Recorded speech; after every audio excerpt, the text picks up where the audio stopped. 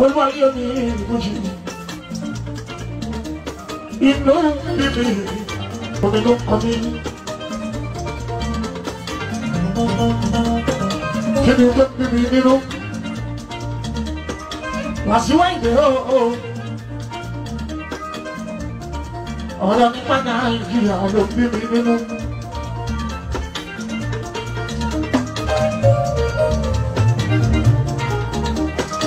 Àbí kí ni ó bá bí mi nínú?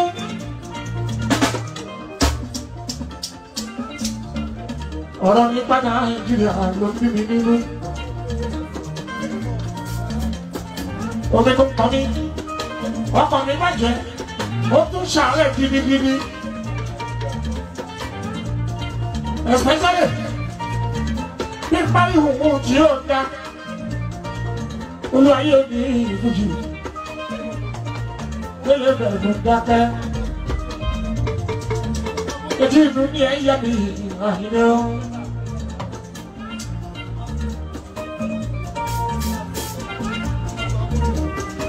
Ìwọ tí ń kíbi tó bá ṣẹlẹ̀ ládùúgbò ẹ àbí sàkání ẹ o tó bá nínú. Kí ni kò ń ṣe o? Ló bá lẹ́ni tí ń bí tó ṣẹlẹ̀ lẹ́kùnrin ẹ̀ tó pa mí jẹ́. Ìyá àti bàbá jíjà pàṣẹlẹ̀ láàrin ìlú fáwọn kan pọ̀ mọ́ ọlọ́mọ wa ń pọ̀ kiri. Ìyàwó tó ń sáré kiri o torí pé kò rọ́pọ̀ ẹ mọ́. Ọkọ tó ń sáré kiri torí ìyàwó àtọ́mọ́ o. Torí kí ni la?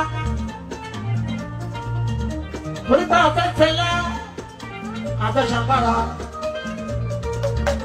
Adé pariwo unity nínú Nàìjíríà. Unity náà dà kọ́kọ́. Gbogbo ọmọ Nàìjíríà ibi owó tẹ́lẹ̀ wọn ẹ̀yà mi létí. Kò sí bàbá kì í sọ káàbọ̀kùn ti wọ ìbàjẹ́. Especially lórí àwọn olórí tó ń ṣèjọba wa àyìnbó gbogbo ọ̀rọ̀ náà. Ló bẹ́lẹ̀ gbó tó ń pè ní human feelings. Orí ẹ̀ka àtàwọn ni. Ṣùgbọ́n màá gbàgbọ́ ọ̀rọ̀ síwájú. Orí ẹ̀ ti mọ̀ mí tẹ́lẹ̀. Tí n bá bẹ wọ́n kan, tí n bá dẹnu ilé, màá sọ jù. Àtàbára ilé, àtàbára oko. Àwọn náà wà ní fíṣẹ́tì mọ́. Ilé ò nígbà wọ́n ọ̀nà ò nígbà wọn. Wọ́n máa ń sáré ká, wọ́n ní wàásù ìgbé. Kò sórúkọ náà nígbè mi, wọ́n lè ní mo ti gba abẹ tẹ́lẹ̀.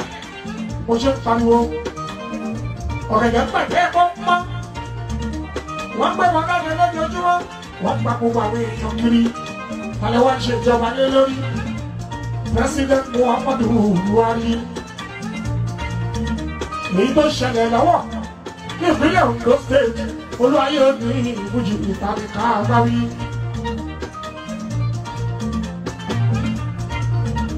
Àsọpá Hausa ti Ìgbò ìlú Yorùbá wa ìkan náà rà wá.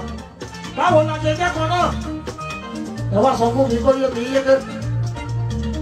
Inú ọ̀fọ̀ṣà láwa rárá bí. Aṣọ fún àná láyé wọn láti ńlá níbi ìgbòjáde láyé. Abọ́ṣọ̀fọ̀ ìní èyí tó ṣẹlẹ̀ lọ́wọ́ Ondo State alábá bí. Ṣojoojúmọ́ la máa ṣọ̀fọ̀ ní o.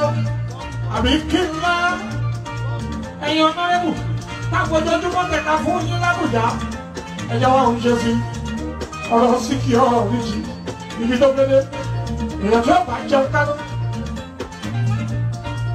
kò lè ní síkì ọ̀rọ̀ ríjì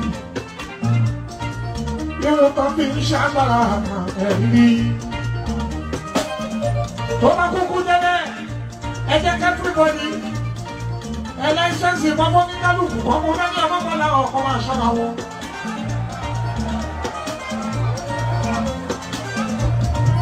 Ó ṣọ́ọ̀jù tí gbogbo wa bá níbọn lọ́wọ́ kò sẹ́ni tó máa fi bọ́ tírẹ́tì lẹ́ni tó kọ́ òòrùn tó máa fi tírẹ́tì lára wọn.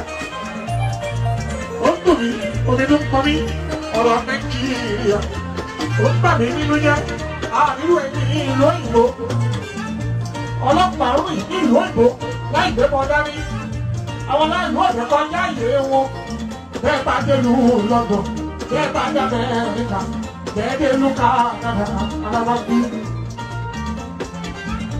Australia tó jìnnà pàápàá ẹ̀ẹ́dẹ́gbẹ́ mímọ lọ́wọ́ ọlọ́pàá tí wọ́n ti jẹ́ nílùú Nàìjíríà President Muhammadu Buhari àdéhùn bá ṣe kọ́ yìí ó àdíwá sí wù ara ni wá gbogbogbogbogbò wọ́n bẹ́ẹ̀ ní ká máa sọ̀rọ̀ ọmọdé ọmọ ẹ̀dìdẹ gbogbo yóò bá gbogbo yóò bá.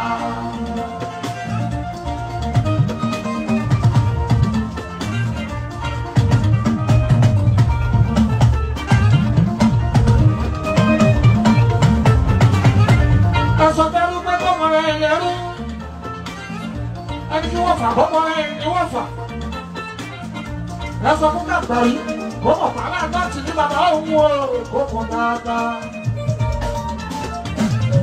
ẹ̀yìn ni gbogbo ọmọ yóò bá gbogbo ọmọ yóò bá. Gómìnà Òkìrì Akérèdọ́lù London State ní ìfọ̀mọ́ lóye ẹ̀ka ṣe gbogbo yóò bá. ẹ̀dá mo máa yín síta ó kéka bẹ́ẹ̀ bá fẹ́ ká ṣe ìjà gbogbo yóò bá. akókó jà olú ayé fújì gbogbo yóò bá. ìyá yìí ṣe ń bá òjì gbogbo yóò bá. wọ́n pààrọ̀ lójoojúmọ́ ẹ̀dá rí ìfẹ́ṣẹ́ sí gbogbo yín ẹ̀ ń fẹ́ lákiri lọ́dọ̀ wá tì yí ojú àgbẹ̀ bí ẹ̀ gbogbo Yorùbá. àwọn tó kàn ọlọ́wọ́ máa rọ̀ wọ́n lójú àlẹ́ máa kọ́ ni rọ̀ wọ́n lójú lójoojúmọ́ ẹ jẹ́ wá òun tó bá ṣe gbogbo Yorùbá. Yorùbá ni ẹ́.